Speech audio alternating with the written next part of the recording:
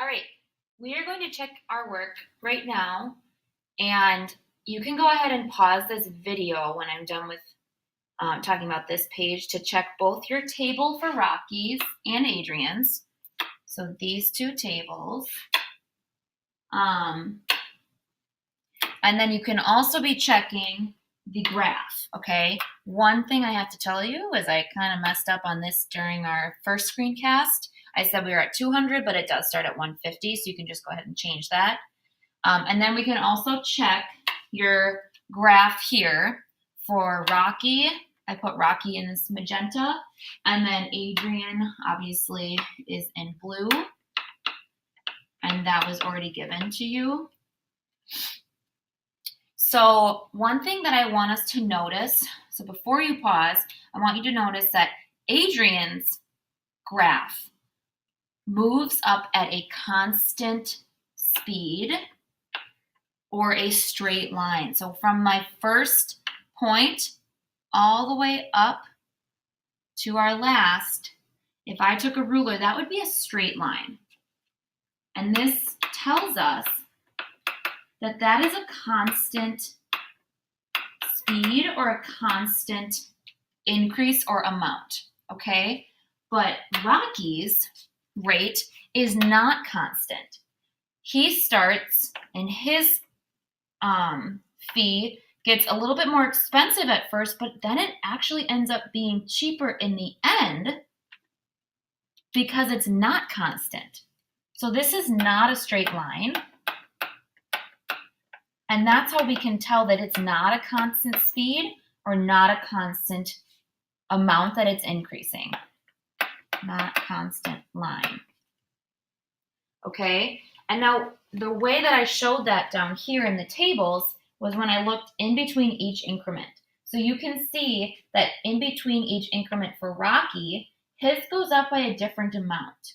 So he starts and he jumps up right away at the beginning and goes up $400 and then increases 135, and then the next one increases a little less, 120. By the end, he's only increasing by $20 once you get up into the 50 bike rental. But for Adrian, his rental fees are constant or the same the whole way through. And if we kept going, it'd be 150, 150, 150, okay? And that's where we see it in the graph as well, is that straight line right here. That shows us this 150 that's going up the same amount every time in the table.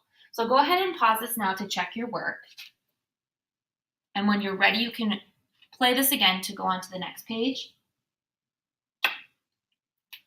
So when we were looking at the costs of renting, we were using both the graphs and we were looking at the tables to help us to find out how much would 20 bikes be, how much would 40 bikes be, and so on, 32, okay? And we had to use our graph and our table because these amounts were not given to us always.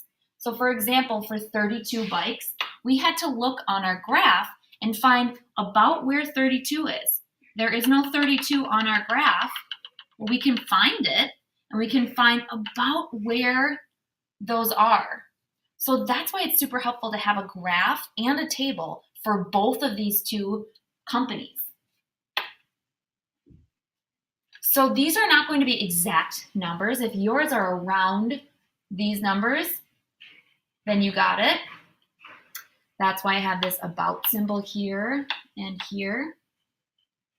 And then similar here for B, about how many bikes could be rented from Rocky and Adrian. We have to find these amounts on our graph in order to figure out how many bikes we could rent. So if I'm getting about $900, that's somewhere in this range. So I have to figure out where is that for both Adrian and Rocky. And again, that's going to be an estimate, okay? So somewhere along the 26, 27, 28. However, for Adrian, we can see that $900 is right here in our table. So we know that's exactly 30 bikes, okay? But in Rocky's table, about 900 falls somewhere in this range. So we know that they can buy somewhere between this many bikes. Okay, so go ahead and check this work as well. If you have extra time, go on to C, D, E, and F, and then you can upload those for extra credit. Each one is going to be worth some extra credit points on Google Classroom.